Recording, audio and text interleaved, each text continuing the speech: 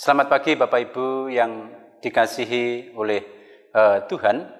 Perkenalkan, saya Pendeta Kardono yang Tuhan percayakan boleh melayani di GKT Pos PI Mimbu Situbondo.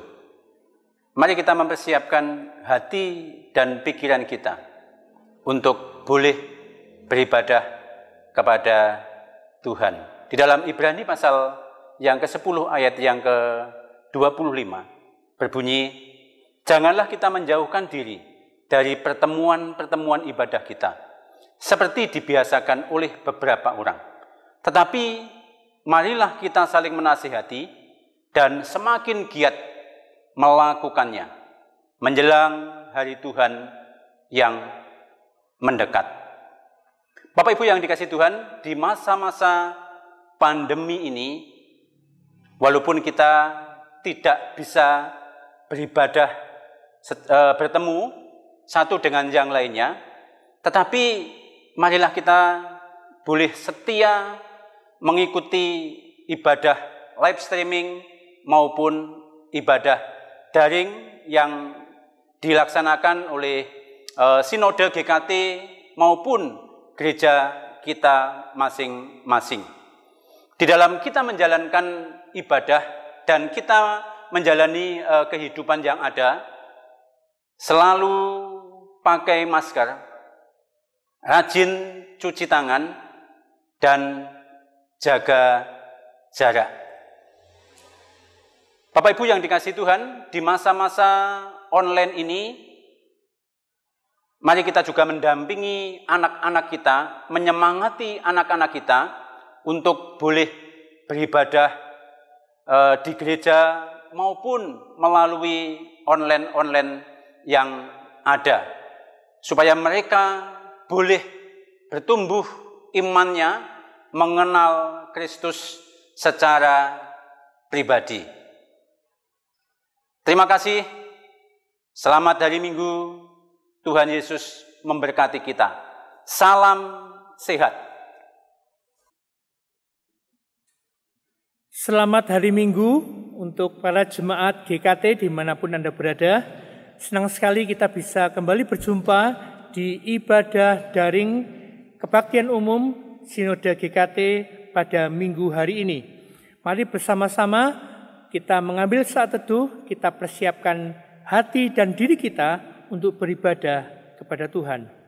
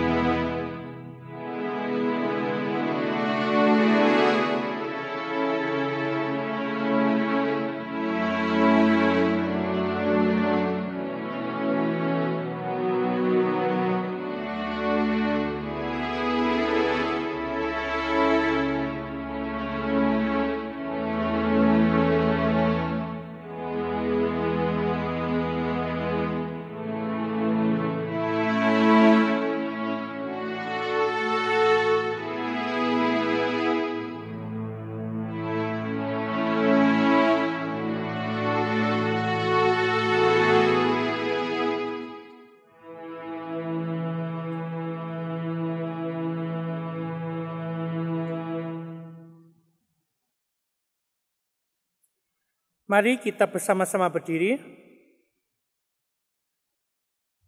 Marilah kita landasi ibadah kita dengan pengakuan bahwa pertolongan kita adalah dalam nama Tuhan yang menjadikan langit dan bumi. Amin. Kasih karunia dan damai sejahtera dari Allah Bapa dan Putra dan Roh Kudus beserta saudara sekalian. Dan besertamu juga. Dengan tetap berdiri, marilah kita bersama-sama memuji Dia. Banyak sekali alasan bagi kita untuk bisa memuji Tuhan, karena pribadi Dia, karena apa yang Dia lakukan.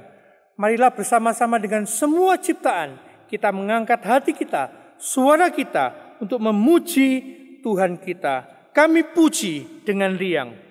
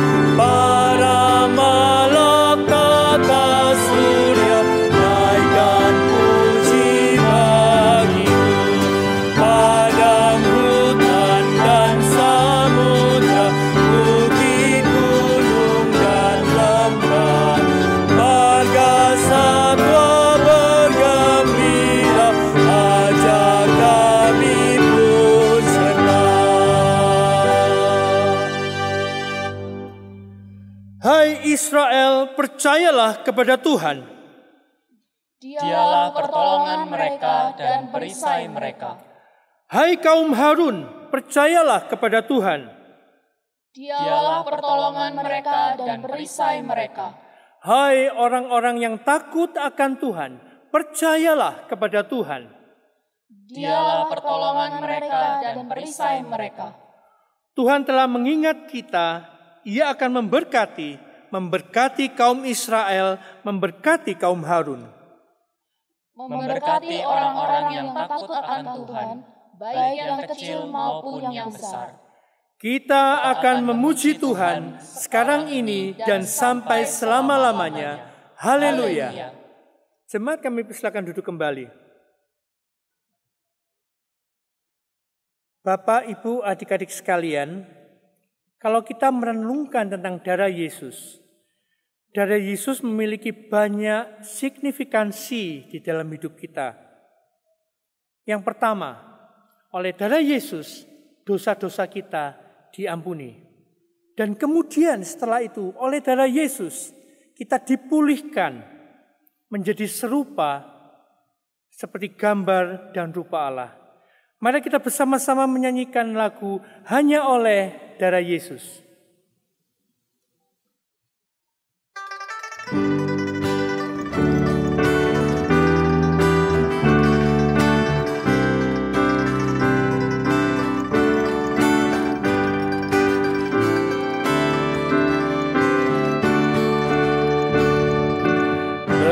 Terlepas dari dosa, hanya oleh darah Yesus ku mendapat sentosa. Hanya oleh darah Yesus Tuhan disalibkan, hapus segala dosa. Hatiku sucilah hanya oleh darah Yesus. Signifikansi yang berikutnya adalah kita dibebaskan, dibenarkan. Artinya kita dibebaskan dari segala dakwaan di hadapan Allah. Kita juga dimampukan untuk hidup tidak berdosa lagi. Itulah darah Yesus. Sekarang ku dibenarkan hanya oleh darah Yesus. Hatiku disucikan hanya oleh darah Yesus. Tuhan disalibkan, hapus segala dosa. Hatiku sucilah hanya oleh darah Yesus. Signifikansi berikutnya adalah kita dimampukan untuk menang atas pencobaan, dan itu hanya oleh darah Yesus. Dan darah Yesus itulah yang akan menghantar kita sampai ke surga. Tiap hari ku menang hanya oleh darah Yesus. Aku masuk surga terang hanya oleh darah Yesus. Tuhan disalibkan, hapus segala dosa. Hatiku sucilah hanya oleh darah Yesus. Mari kita masuk dalam doa pengakuan dosa. Ya Tuhan, Engkau mengenal kami lebih dari siapapun. Engkau mengetahui apa yang menjadi keinginan kami. Engkau mengetahui setiap tindakan kami. Bahkan Engkau mengetahui setiap pikiran kami. Engkau mengetahui dan mengenal kami lebih dari siapapun. Engkau menganggap kami sebagai biji mata-Mu yang berharga, dan Engkau begitu mengasihi kami sebagai anak-anak-Mu. Namun ya Bapa, kami sadar karena kasih yang telah Engkau berikan kepada kami justru membuat kami menjadi lupa akan Engkau. Kami selalu menuntut agar Engkau mengabulkan setiap keinginan kami. Ketika keinginan kami tidak terkabul, kami memberontak kepadamu. Kami mencari cara kami sendiri agar kami dapat memenuhi apa yang kami inginkan. Bahkan kami tidak segan menyakiti hati sesama kami. Kesadaran kami akan kehadiran-Mu menjadi semakin tumpul karena kami telah terbiasa dengan kasih yang Kau limpahkan. Di dalam kekosongan dan kesepian hidup kami justru jatuh dan berbuat jahat di hadapan-Mu. Kami melayani Engkau namun tidak sepenuh hati. Kami justru kehilangan sukacita untuk melayani dan menerima berkat-Mu. Oleh sebab itu ya Bapa, kiranya Engkau sudi mengampuni kesalahan kami, baik dalam pikiran, perkataan, maupun perbuatan yang kami lakukan. Kiranya Engkau mau menunjukkan kepada kami kasih pengampunan yang melepaskan kami dari belenggu dosa yang mengikat kami, sehingga kami bisa terbebas dari dosa dan beroleh kasih penyertaan-Mu. Bawa kami untuk lebih dekat kepadamu, ya Bapa. Dalam nama Kristus kami telah berdoa. Amin. Kami undang jemaat untuk berdiri. Dengarkanlah firman Tuhan yang menjadi berita anugerah kita yang diambil dari Ibrani 9 ayat 14. Betapa lebihnya darah Kristus yang oleh Roh yang kekal telah mempersembahkan dirinya sendiri kepada Allah sebagai persembahan yang tak bercacat, akan menyucikan hati nurani kita dari perbuatan-perbuatan yang sia-sia, supaya kita dapat beribadah kepada Allah yang hidup. Dan kita yang telah disucikan hati nurani kita, marilah kita senantiasa berbuat baik, baik kepada Tuhan maupun juga kepada sesama. Matius 18 ayat 15, kita akan bersama-sama membacanya sebagai petunjuk hidup baru minggu ini. Kita baca bersama-sama 1, 2, 3. Apabila saudaramu berbuat dosa, tegurlah dia di bawah 4 mata. Jika ia mendengarkan nasihatmu, engkau telah mendapatnya kembali. Dengan tetap berdiri, marilah kita bersama mengaku iman percaya kita seturut dengan pengakuan iman rasuli. Mari kita yang percaya mengaku demikian. Aku percaya pada Allah, Bapa yang Maha Kuasa, Khalik langit dan bumi, dan kepada Yesus Kristus, Anaknya yang tunggal Tuhan kita, yang dikandung dari Roh Kudus, lahir dari darah Maria, yang menderita sengsara di bawah pemerintahan Pontius Pilatus, disalibkan, mati dan dikuburkan, turun ke dalam kerajaan maut. Pada hari yang ketiga, bangkit pula dari antara orang mati, naik ke surga, duduk di sebelah kanan Allah, Bapa yang Maha Kuasa, dan dari sana ia akan datang untuk menghakimi orang yang hidup dan yang mati. Aku percaya pada Roh Kudus, gereja yang kudus dan am, persekutuan orang kudus, pengampunan dosa, kebangkitan tubuh, dan hidup yang kekal. Amin. Kami persilakan duduk kembali. Bapak, Ibu, adik-adik semua, lagu yang sebentar lagi kita akan nyanyikan ini ditulis oleh seorang pendeta bernama Joseph Gilmore. Suatu malam dia sedang mempersiapkan khotbahnya yang didasari dari Mazmur 23. Sebuah perikop Alkitab yang sudah sangat terkenal. Semua orang bahkan bisa menghafalnya. Namun, suatu keajaiban terjadi malam itu. Roh Kudus memberikan pencerahan secara khusus kepada Joseph Gilmore. Sehingga di dalam perenungannya yang dalam terhadap Mazmur 23 ini, Joseph menemukan makna-makna baru, makna-makna yang menakjubkan, dan bahkan keindahan dari puisi Mazmur 23 itu dengan lebih dalam.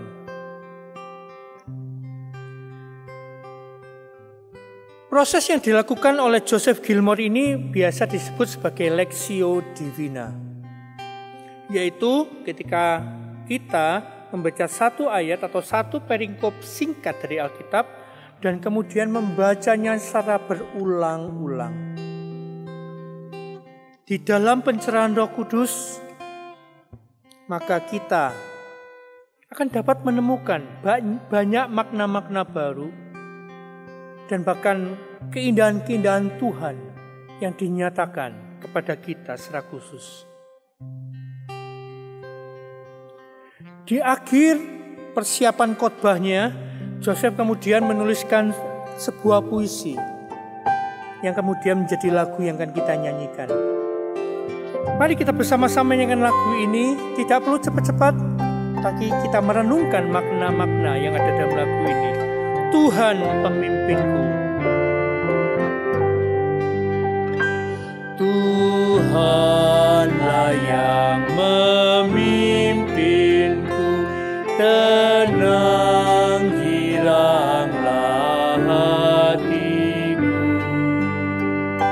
Siang malam sepanjang jalan, Tuhan setia memimpinku.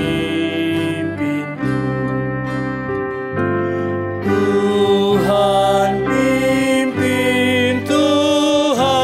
pimpin, tangan Tuhan pimpin daku. Ku mau turun dengan setia karena Tuhan pimpin daku. Waktu kesusahan datang atau masa kesukaan, di laut teduh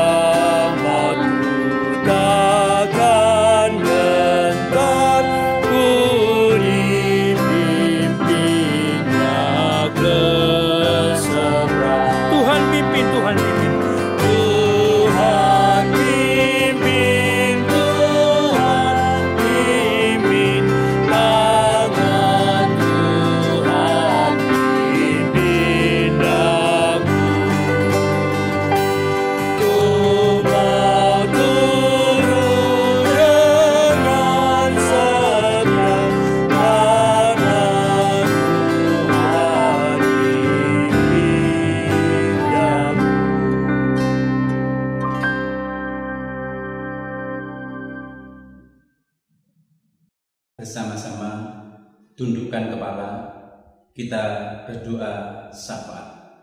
Bapa di dalam surga, kami bersyukur kepada Tuhan untuk setiap kesempatan yang telah Tuhan berikan kepada kami. Kami boleh menikmati hari-hari yang telah Tuhan berikan kepada kami sekalian. Bapa di dalam surga, kami berdoa untuk GKT Pos PI Minggu. Kami berdoa untuk jemaat-Mu di tempat ini, ya Bapa. Kami boleh merasakan kasih Tuhan, kami boleh merasakan anugerah demi anugerah yang telah Tuhan percayakan kepada kami sekalian. Kami berdoa untuk kesehatan mereka sekalian, ya Bapa, karena kesehatan sangat berharga bagi setiap kami sekalian. Maka dari itu kiranya Tuhan yang akan tolong, Tuhan akan memberikan kekuatan kesehatan yang baik kepada mereka sekalian. Tutup bungkus dengan kuasa darah-Mu, ya Bapa. Kami juga berdoa untuk pertumbuhan rohani dari jemaat-Mu sekalian. Biarlah setiap kami anak-anak Tuhan boleh menjaga diri dan boleh terus mengusahakan diri untuk bertumbuh iman kami, supaya kami boleh mengenal akan Allah dan melihat perbuatan-perbuatan ajaib yang Tuhan nyatakan kepada kami, sehingga iman kami boleh bertumbuh. Dan kami juga berdoa untuk pekerjaan dari setiap jemaat-Mu semua, ya Bapa. Di masa-masa sulit ini, Tuhan yang akan terus tolong, Tuhan akan terus memberkati, Tuhan akan terus memampukan mereka sekalian untuk boleh melihat pekerjaan yang telah Tuhan percayakan kepada mereka sekalian. Dan kami juga berdoa untuk anak-anak-Mu yang studi di masa-masa pandemi ini harus sekolah online.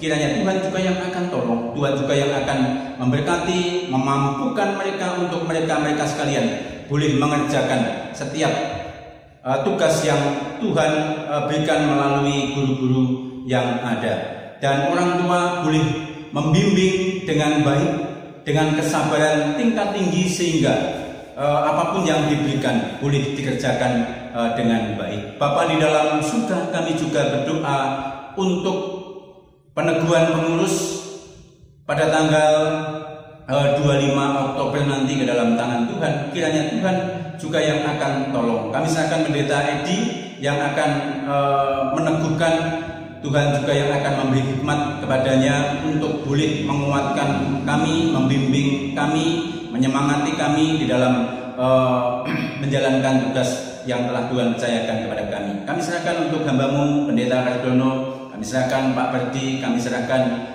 Bu Yasianti, kami serahkan Bu Lina dan Ibu Vivin ke dalam tangan pengasihan-Mu. Ya Bapak, kelima pengurus ini kiranya Tuhan yang akan tolong, Tuhan akan memberi hikmat kepada kelima pengurus ini untuk melaksanakan tugasnya selama 2 tahun ke depan. Kiranya Injil Kristus boleh dikibarkan dan nama Tuhan yang akan dipermuliakan. Terima kasih ya Bapak. Di dalam surga kami berdoa untuk pilkada serentak yang akan dilangsungkan pada 9 Desember 2020. Ya Tuhan, kami serahkan untuk masa-masa kampanye yang dilangsungkan di masa-masa pandemi ini ke dalam tangan Tuhan. Kiranya Tuhan yang akan tolong, Tuhan juga yang akan memberkati. Khususnya kami berdoa untuk Situbondo, di mana akan melangsungkan pilkada 2 calon kepala daerah yang telah terpilih dan nantinya akan melangsungkan kampanye ke beberapa tempat. Kami terus serahkan semua ke dalam tangan Tuhan. Tuhan yang tolong, Tuhan yang pimpin, bahkan masyarakat Situbondo boleh memilih calon yang terbaik nantinya yang telah Tuhan pilih.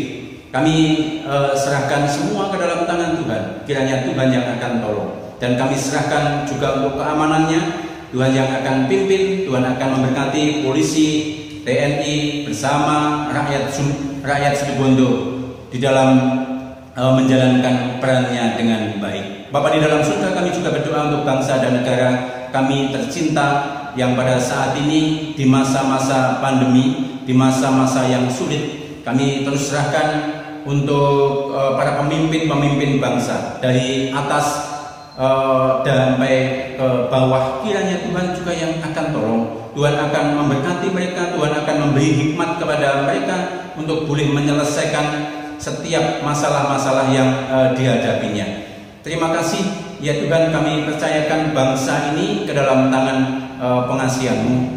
Kiranya Allah yang tolong, Tuhan yang akan memampukan untuk melewati semuanya dengan baik. Pemimpin dan rakyat semuanya boleh menjaga kesehatannya dengan baik, mengikuti protokol kesehatan dengan baik, sehingga COVID tidak terus melaju dengan cepat. Tetapi kami berharap COVID-19 boleh berakhir dengan cepat, karena pertolongan Tuhan dan kerjasama dari rakyat dan para pemimpin-pemimpin yang ada. Inilah doa kami ya Tuhan, yang kami alaskan di dalam nama Allah Bapa, Allah Anak, dan Allah Roh Kudus. Amin.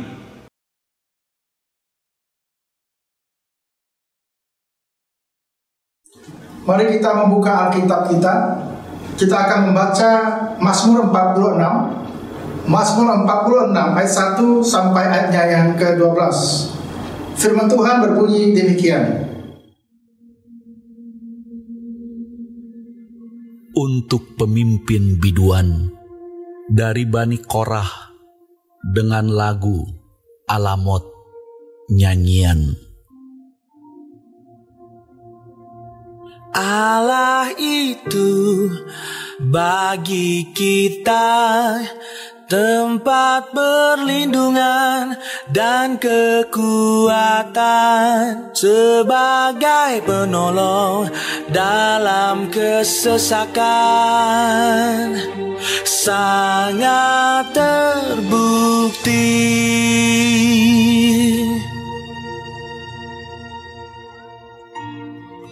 Sebab itu kita tidak akan takut, sekalipun bumi berubah, sekalipun gunung-gunung goncang di dalam laut, sekalipun ribut dan berbuih airnya, sekalipun gunung-gunung goyang oleh geloranya.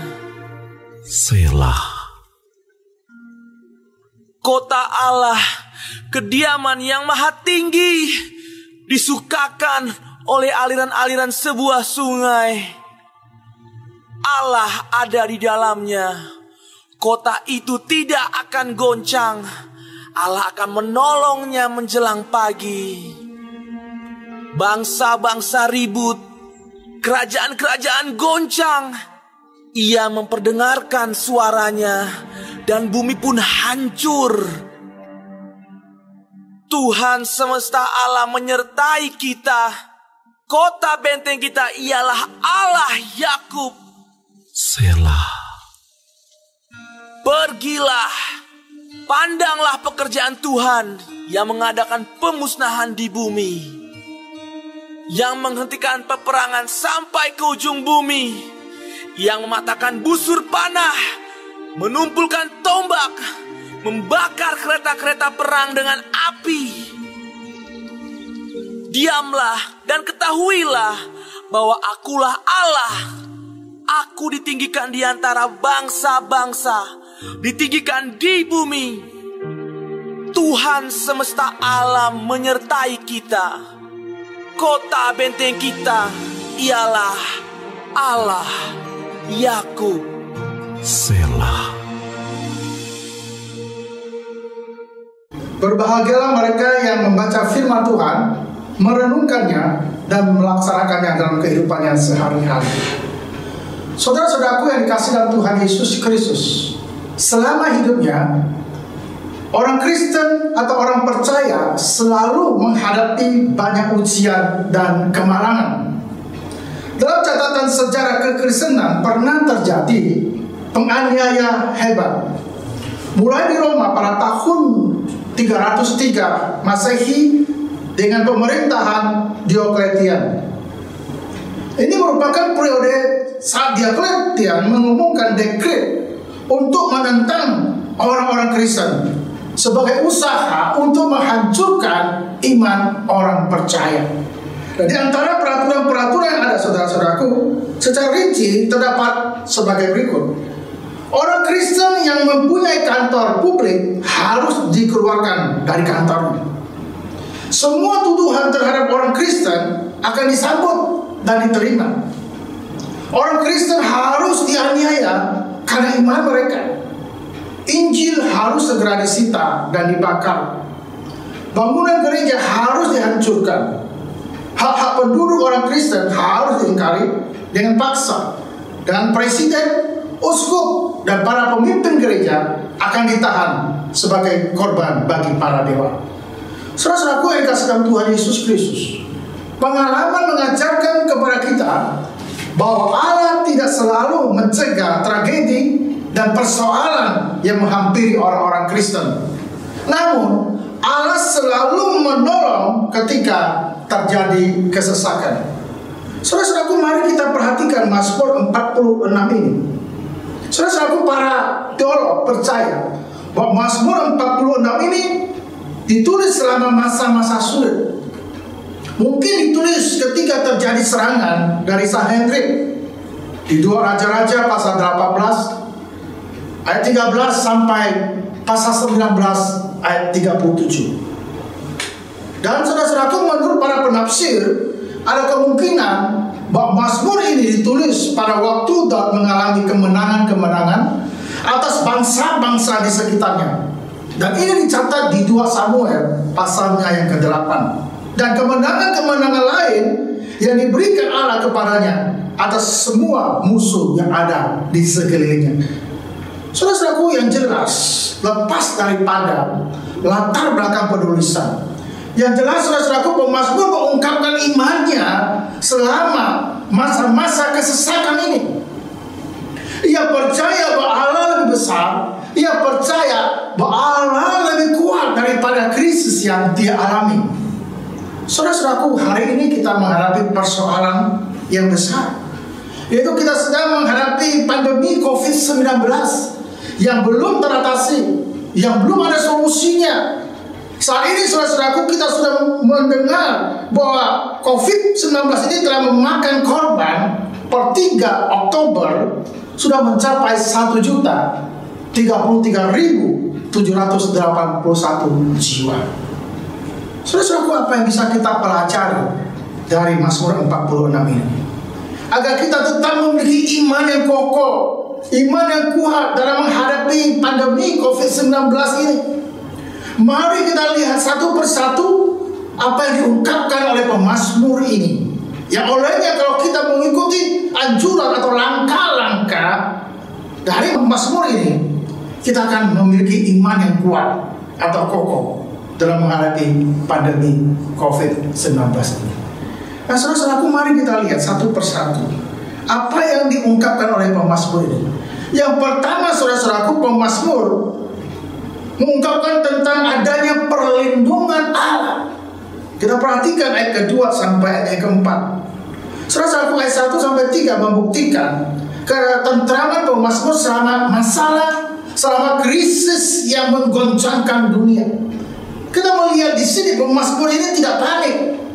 Sebaliknya, ia tetap memelihara rasa tenangnya dengan penuh percaya diri kepada Tuhan. Saudara-saudaraku, apa yang pemazmur tuliskan di sini? Pemazmur menyebutkan sejumlah kemungkinan bencana. Ada kehancuran besar-besaran yang terjadi. Perhatikan di ayat ketiga sampai ayat keempat dikatakan demikian. Sekalipun bumi berubah, sekalipun gunung-gunung goncang di dalam laut, sekalipun ribut dan berbuih airnya, sekalipun gunung-gunung goyah oleh geloranya. Saudara-saudaraku yang dikasih dalam Tuhan, gambaran yang diberikan ini adalah konsep pemazmur tentang keadaan yang paling buruk yang dapat terjadi. Nah, saudara-saudaraku, ini gambaran pemazmur ini yang menggambarkan tentang keadaan dunia ini akan terjadi kehancuran besar-besaran. Lalu saudara-saudaraku, kita melihat berikutnya Pemazmur mengungkapkan tentang rasa percaya dirinya. Pemazmur mengungkapkan rasa percaya dirinya ke dalam Tuhan atau kepada Tuhan. Kita lihat di dalam ayat yang kedua dikatakan demikian. Allah itu bagi kita tempat perlindungan dan kekuatan. Sebagai penolong dalam kesesakan sangat terbukti. Allah menyediakan keamanan ketika badai menerjang kehidupan dan kekuatan untuk mengokohkan kehidupan. Dan Allah hadir di setiap masa-masa sulit untuk memberikan pertolongan. Saudara-saudaraku yang dikasihi dalam Tuhan Yesus Kristus, ada seorang teolog Amerika dari gereja Presbyterian yang bernama Philip Graham Lincoln. Dia pernah mengatakan demikian. Allah mengenal umatnya. Dia tahu semua tentang mereka, mengenal mereka secara pribadi dan akrab dengan semua penderitaan mereka. Dia adalah Allah perjanjian, Allah yang melihat, Allah yang mendengar, Allah yang mengingat, Allah yang mengetahui situasi kita dengan semua kebutuhannya yang teramat sangat. Dia adalah Allah yang kepadanya patut kita berdoa. Dia sudah tahu semua tentang situasi kita karena dia melihat semua yang terjadi. Dia mendengar semua doa kita. Bahkan ketika doa kita tidak lebih dari keluhan, dia ingat bahwa kita miliknya oleh perjanjian anugerah dalam Yesus Kristus. Kemudian dia menjawab doa kita, tidak selalu dengan cara yang kita harapkan, atau bahkan dengan cara yang kita harapkan, tetapi selalu dengan cara yang membawa kemuliaan baginya. Saudara-saudaraku, apapun yang terjadi, Allah melindungi umatnya. Pemazmur menggambarkan apapun yang terjadi, pemazmur ini dilindungi oleh Tuhan, dijaga, dipelihara oleh Tuhan. Inilah yang diungkapkan oleh pemazmur ini, bahwa Allah selalu memelihara, Allah selalu melindungi umatnya dalam situasi kondisi apapun juga. Nah, saudara-saudaraku yang dikasihi dalam Tuhan Yesus Kristus, kita pun selalu dilindungi oleh Tuhan. Saudara-saudaraku, ini gambaran yang pemazmur gambarkan di dalam Mazmur 46 ini. Yang kedua, saudara, yang kedua terdapat di dalam ayat yang ke-5 sampai ayat yang ke-8. Pemazmur menggambarkan adanya penyediaan Allah. Allah menyediakan segala sesuatu yang dibutuhkan oleh pemazmur. Allah juga menyediakan sesuatu bagi kita hari ini. Saudara-saudaraku, ayat yang ke-5 sampai ayat ke-8 membuktikan adanya rasa aman pemazmur ini. Dia mengetahui sesuatu yang tidak diketahui oleh lawan-lawannya. Ia memiliki rasa aman yang tak terlihat. Saudara-saudaraku, perhatikan ada kata sungai. Nah, saudara-saudaraku, dikatakan aliran-aliran sebuah sungai. Saudara-saudaraku, apa maksud dari ayat ini? Saudara-saudaraku, perlu kita ketahui, selama zaman Hizkia ada sebuah terowongan digali untuk mengalirkan air dari sumber air mata Gihon menuju ke tempat penampungan air di dalam kota Yerusalem. Nah, saudara-saudaraku, pemazmur mungkin mengacu kepada fakta ini. Musuh-musuh mereka tidak tahu bahwa para penghuni Yerusalem tidak pernah kekurangan pasokan air. Nah, saudara-saudaraku, umat Allah mendapatkan persediaan yang tidak dikenal oleh dunia yang belum ditebus. Allah memenuhi kebutuhan umatnya dengan menyediakan sesuatu yang menakjubkan, termasuk kita, saudara-saudara. Dalam kondisi COVID-19 ini, Allah menyediakan segala sesuatu yang kita butuhkan. Apa yang saudara butuhkan hari ini? Saudara-saudaraku, selain keselamatan hidup yang kekal, selain damai sejahtera, ketentraman, sukacita, Allah juga menyediakan sesuatu yang kita butuhkan secara jasmani. Nah, saudara-saudaraku, Allah selalu memperhatikan kebutuhan kita, seperti Allah memperhatikan kebutuhan pemazmur ini. Lalu berikutnya, saudara-saudaraku, kita perhatikan di ayat yang ke-5 ada kata kota Allah, saudara. Allah bukan hanya menyediakan air melalui aliran sungai yang mengalirkan air dari mata air Gihon ke Yerusalem, tapi saudara-saudaraku, perhatikan ada kata kota Allah. Saudara-saudaraku, ia menyadari, pemazmur menyadari bahwa Yerusalem adalah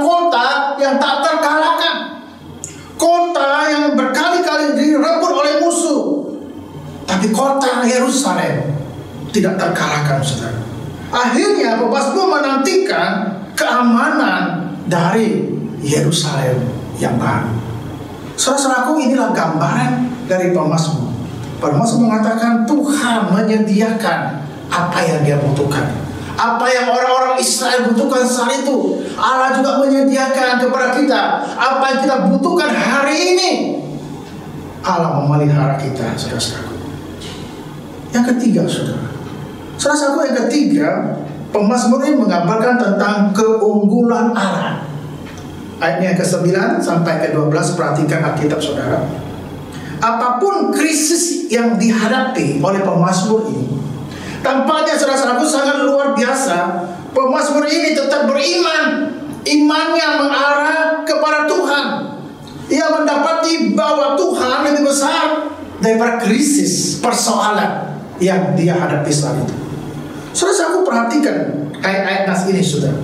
Di sini saudara-saudaraku dikatakan ada pertunjukan kuasa Allah atas lawan-lawannya. Allah mematahkan busur panah, mengumpulkan tombak, membakar kereta perang dengan api. Adegan ini saudara-saudaraku menunjukkan salah satu keagungan Allah atas bangsa-bangsa. Lalu saudara-saudaraku, ayat 11 dikatakan ada seruan untuk merenungkan. Pemazmur meminta para pembacanya, yaitu saudara dan saya, untuk berdiam, untuk merenungkan perbuatan-perbuatan kebaikan Allah yang Allah sudah nyatakan bagi pemazmur, juga Allah nyatakan bagi kita hari ini. Saudara-saudaraku, merenungkan kehidupan secara serius akan membawa kesadaran akan Allah. Saudara-saudaraku, ayat 12 kita lihat di sini. Pemazmur mengungkapkan rasa percaya dirinya di dalam Tuhan. Ungkapan rasa percaya dirinya kepada Tuhan. Allah akan menyertainya pada masa-masa sulit. Dia akan menjadi tempat perlindungannya. Saudara-saudaraku yang dikasihi dalam Tuhan Yesus Kristus, kalau kita perhatikan di dalam dunia ini, saudara-saudaraku, ada yang namanya 7 keajaiban dunia.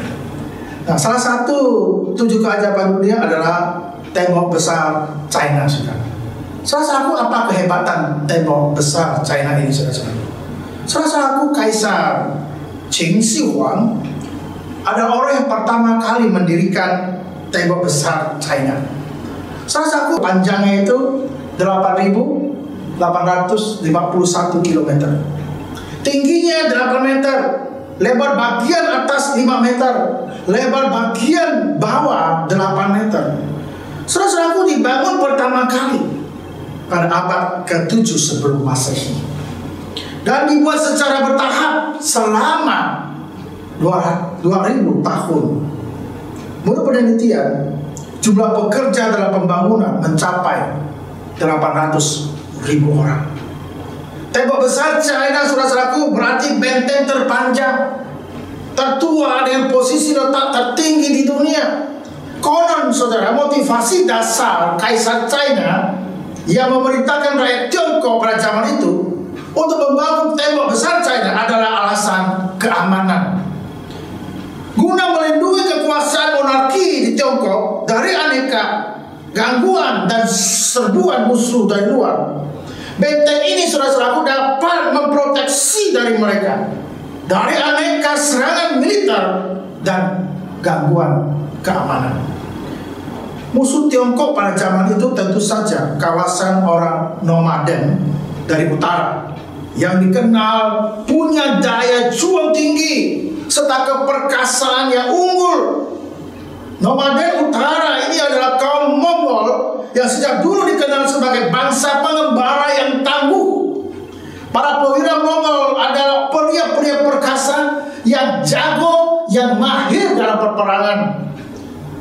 Kalau tembok besar China itu untuk melindungi serangan musuh pada zamannya.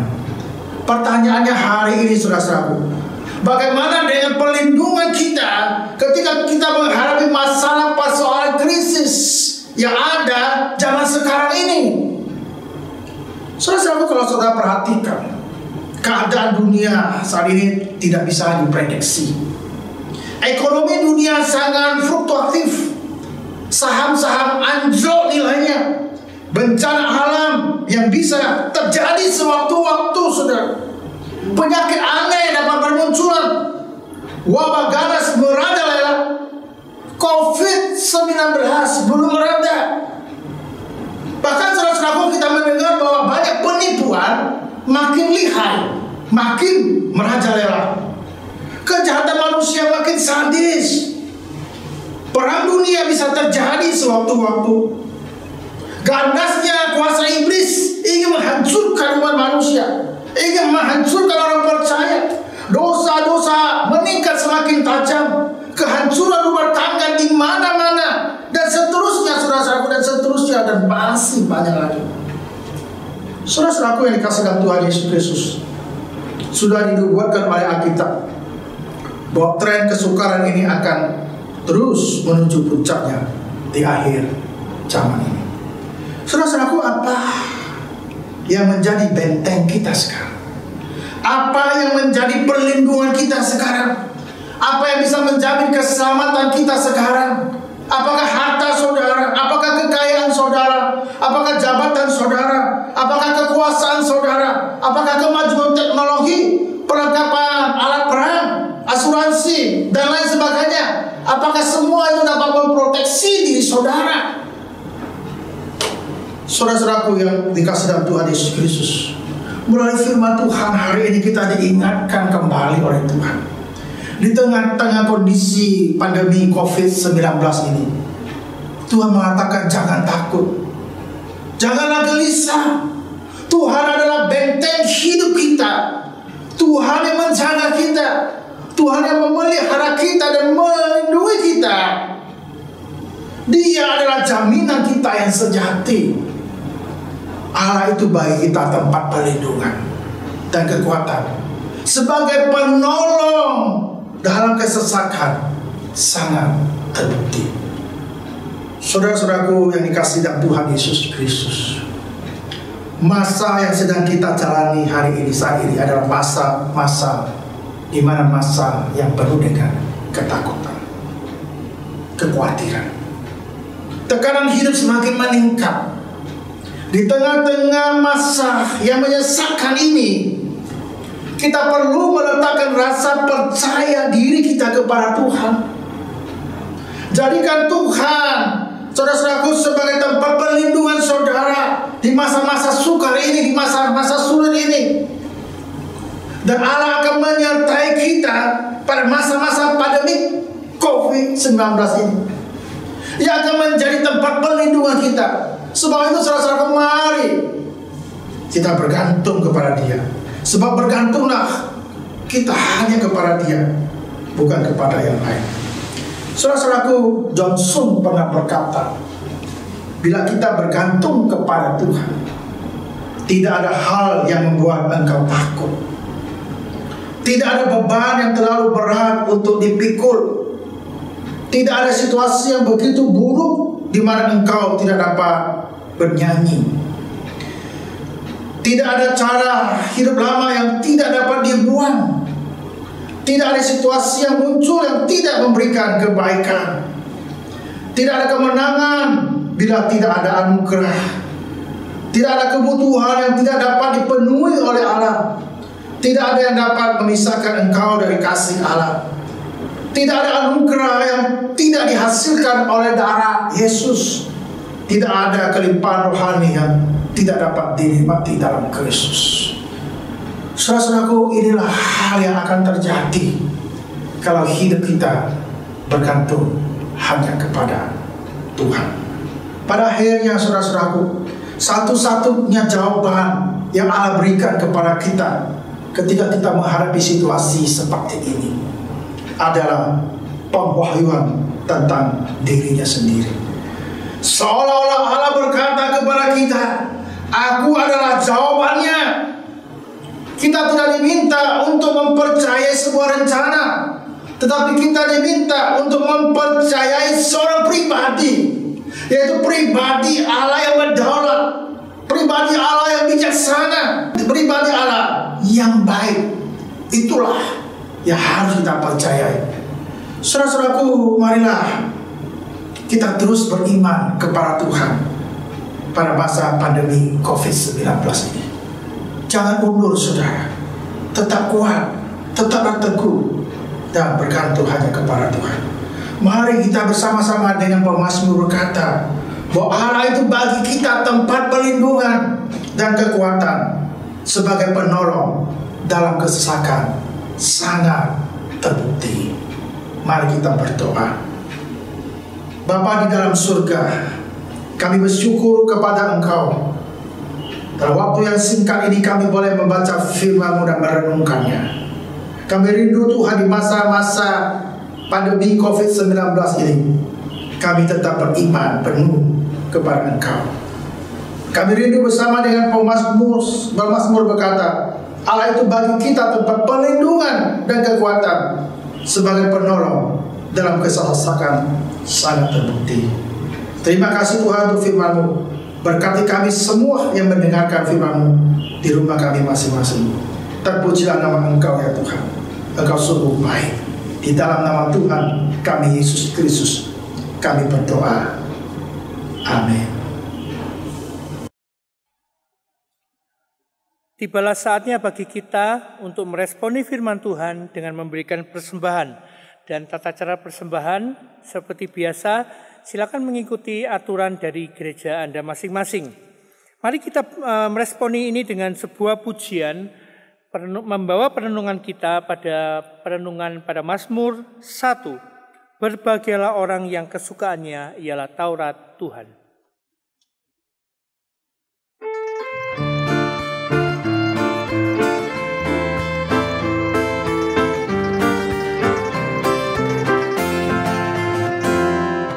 Berbahagialah orang yang kesukaannya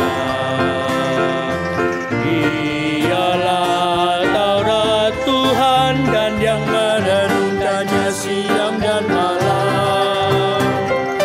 Dia seperti pohon yang ditanam di tepi aliran air,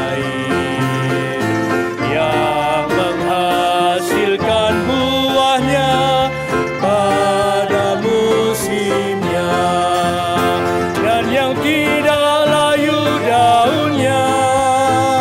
Apa saja yang diperbuatnya pasti berhasil. Berbahagialah orang yang kesukaannya. Berbahagialah orang yang kesukaannya ialah Taurat Tuhan dan yang merenungkannya siang dan malam.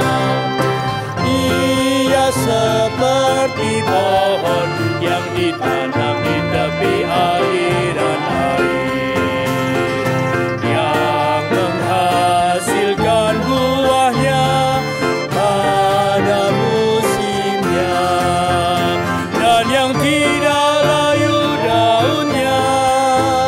Apa saja yang diperbuatnya pasti berhasil. Mari jemaat kita bersama-sama berdiri, kita serahkan persembahan kita di dalam doa. Bapa di surga, kami bersyukur untuk firman-Mu yang boleh menguatkan kami, khususnya di masa-masa sulit, masa-masa pandemi ini ya Tuhan.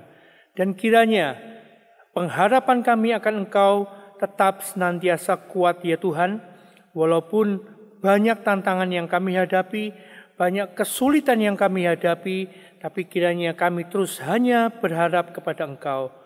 Bapa, kami saat ini juga telah memberikan persembahan kami, walaupun persembahan kami berikan di tengah-tengah segala kesulitan finansial kami ya Tuhan. Tetapi terimalah ucapan syukur kami, karena ini adalah persembahan yang kami berikan secara tulus, karena Engkau yang terlebih dulu memberkati kami semua. Terima kasih Bapa, nah doa kami yang kami naikkan nama Tuhan Yesus. Amin. Mari kita bersama-sama berdiri mengakhiri ibadah kita dengan nyanyian doksologi.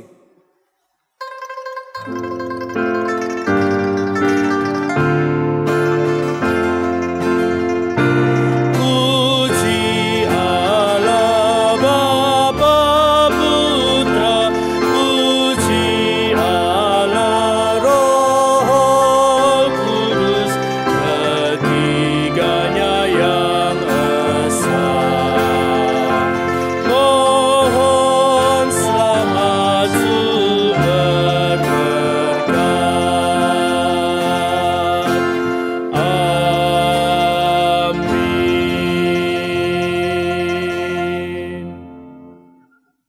Saudara-saudaraku yang dikasihi dalam Tuhan Yesus Kristus, arahkanlah hatimu kepada Tuhan kita Yesus Kristus dan terimalah berkat darinya. Tuhan memberkati engkau dan melindungi engkau. Tuhan menyinari engkau dengan wajah-Nya dan memberi engkau kasih karunia. Tuhan menghadapkan wajah-Nya kepadamu dan memberi engkau damai sejahtera. Mulai saat ini sampai Maranatha, sampai Yesus Kristus datang untuk kedua kalinya. Amin.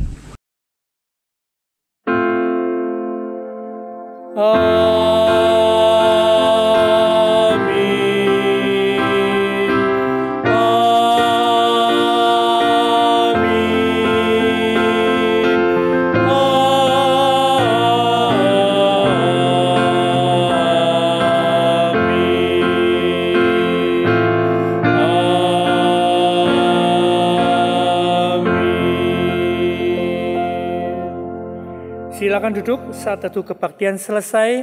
Tuhan Yesus memberkati.